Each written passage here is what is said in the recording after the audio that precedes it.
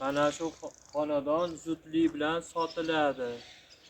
Manzilimiz Yazovon Qorahaykaldan Ma'lon yo'nalishida Xonobod orqali nima qiladi? Yoshlik MFY Onorzor ko'chasi 15-uy.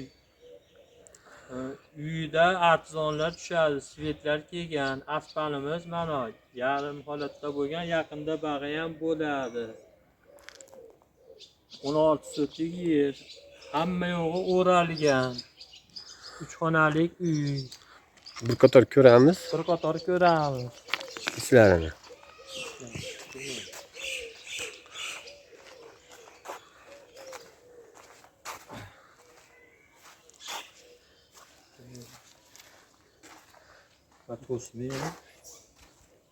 Xullas bu ichkari les bo'lgan, ha? Teraklari sotib olib chiqib ketilgan. Les bo'lgan. Ichkari les, mana taylardan chiqib qolgan teraklari.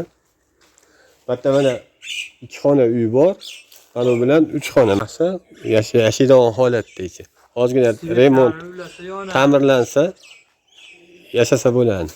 Mana ichkarilar bir qator ko'rsatib qo'yamiz. Mana ichkari holatlari.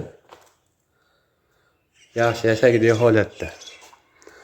Xo'p, mana bu taraf.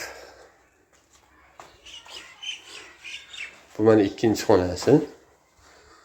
Bemalol svetlar ham yonadi, yashagidek holatda. Mana bu bittasini poli yo'q. Mana bittasini, mana 3-xonani patologlari bo'lgan, lekin poli yo'q hozircha.